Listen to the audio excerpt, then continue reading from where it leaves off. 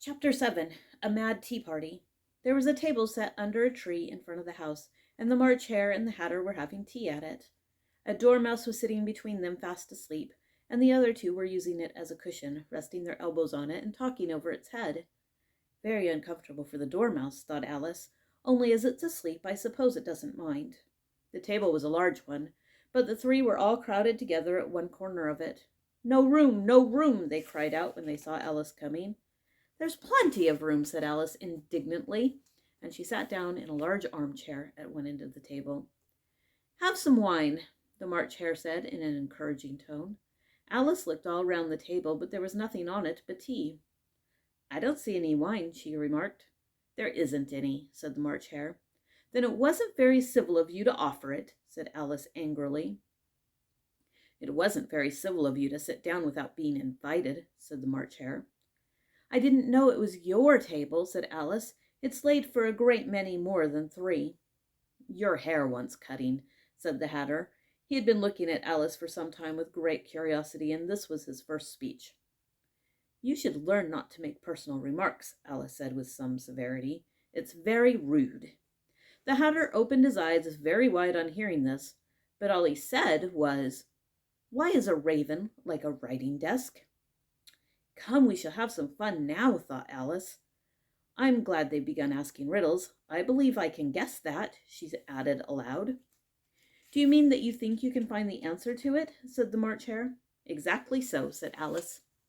Then you should say what you mean, the March Hare went on. I do, Alice hastily replied. At least I mean what I say. That's the same thing, you know. Not the same thing a bit, said the Hatter. Why, you might just as well say that I see what I eat is the same thing as I eat what I see. You might just as well say, added the March Hare, that I like what I get is the same thing as I get what I like. You might just as well say, added the Dormouse, which seemed to be talking in his sleep, that I breathe when I sleep is the same thing as I sleep when I breathe. It is the same thing with you, said the Hatter, and here the conversation dropped, and the party sat silent for a minute while Alice thought over all she could remember about ravens and writing desks, which wasn't much. The Hatter was the first to break the silence. What day of the month is it? He said, turning to Alice. He had taken his watch out of his pocket and was looking at it uneasily, shaking it every now and then and holding it to his ear. Alice considered a little and then said, The 4th. 2 days wrong, sighed the Hatter. I told you butter wouldn't suit the works, he added, looking angrily at the March Hare. It was the best butter, the March Hare meekly replied. Yes, but some crumbs must have got in as well, the Hatter grumbled. You shouldn't have put it in with the bread knife. The March Hare took the watch and looked at it gloomily. Then he dipped it into his cup of tea and looked at it again. But he could think of nothing better to say than his first remark. It was the best butter, you know. Alice had been looking over his shoulder with some curiosity. What a funny watch, she remarked. It tells the day of the month and doesn't tell what o'clock it is. Why should it? Muttered the Hatter. Does your watch tell you what year it is? Of course not, Alice replied very readily. But that's because it stays the same year for such a long time together. Which is just the case with mine, said the Hatter. Alice felt dreadfully puzzled. The Hatter's remark seemed to her to have no sort of meaning in it, and yet it was certainly English. I don't quite understand you, she said, as politely as she could. The Dormouse is asleep again, said the Hatter, and he poured a little hot tea upon its nose. The Dormouse shook its head impatiently and said, without opening its eyes, Of course, just what I was going to remark myself. Have you guessed the riddle yet? The Hatter said, turning to Alice again. No, I give it up, Alice replied. What's the answer? I haven't the slightest idea, said the Hatter. Nor I, said the March Hare. Alice sighed wearily. I think you might do something better with the time, she said, than wasting it in asking riddles that have no answers. If you knew time as well as I do, said the Hatter, you wouldn't talk about wasting it. It's him. I don't know what you mean, said Alice. Of course you don't, the Hatter said, tossing his head contemptuously. I dare say you've never even spoken to time. Perhaps not, Alice cautiously replied, but I know I have to beat time when I learn music. Ah, that accounts for it, said the Hatter. He won't stand beating. Now, if you only kept on good terms with him, he'd do almost anything you liked with the clock. For instance, suppose it were 9 o'clock in the morning, just time to begin lessons. You'd only have to whisper a hint to Time, and round goes the clock in a twinkling. 1:30, time for dinner. I only wish it was, the March Hare said to itself in a whisper. That would be grand, certainly, said Alice thoughtfully, but then I shouldn't be hungry for it, you know. Not at first, perhaps, said the Hatter, but you could keep it to 1:30 as long as you liked. Is that the way you manage? Alice asked. The Hatter shook his head mournfully. Not I, he replied. We quarreled last March, just before he went mad, you know, pointing with his teaspoon at the March Hare.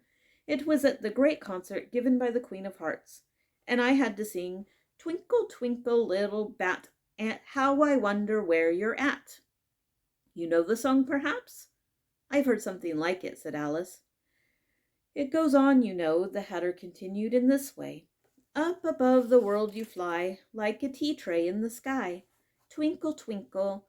Here the Dormouse shook itself and began singing in its sleep. Twinkle, twinkle, twinkle, twinkle, and went on so long that they had to pinch it to make it stop. Well, I'd hardly finished the first verse, said the Hatter, when the Queen bawled out, He's murdering the time! Off with his head! How dreadfully savage! Exclaimed Alice. And ever since that, the Hatter went on in a mournful tone, he won't do a thing I ask. It's always 6 o'clock now. A bright idea came into Alice's head. Is that the reason so many tea things are put out here? She asked. Yes, that's it, said the Hatter with a sigh.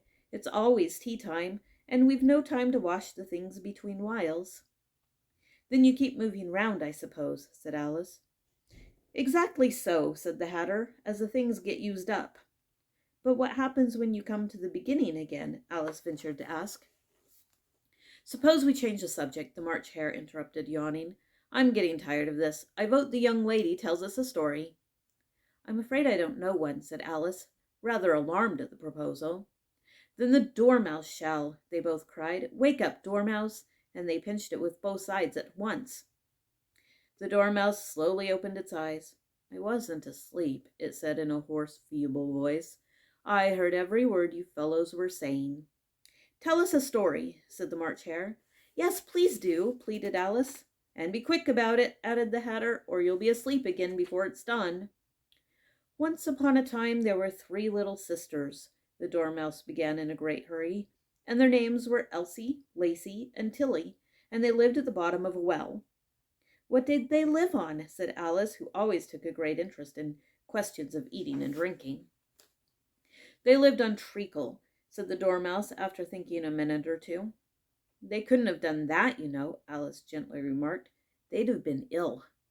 So they were, said the Dormouse, very ill. Alice tried a little to fancy to herself what such an extraordinary way of living would be like, but it puzzled her too much, so she went on, But why did they live at the bottom of a well? Take some more tea, that March Hare said to Alice very earnestly. I've had nothing yet, Alice replied in an offended tone, so I can't take more. You mean you can't take less, said the Hatter. It's very easy to take more than nothing. Nobody asked your opinion, said Alice. Who's making personal remarks now? The Hatter asked triumphantly. Alice did not quite know what to say to this, so she helped herself to some tea and bread and butter, and then turned to the Dormouse and repeated her question. Why did they live at the bottom of a well? The Dormouse again took a minute or two to think about it, and then said, It was a treacle well. There's no such thing, Alice was beginning very angrily. But the Hatter and the March Hare went, Shh, shh, and the Dormouse sulkily remarked, If you can't be civil, you'd better finish the story for yourself. No, please go on, Alice said very humbly. I won't interrupt you again. I dare say there may be one. One indeed, said the Dormouse indignantly. However, he consented to go on, and so these 3 little sisters, they were learning to draw, you know.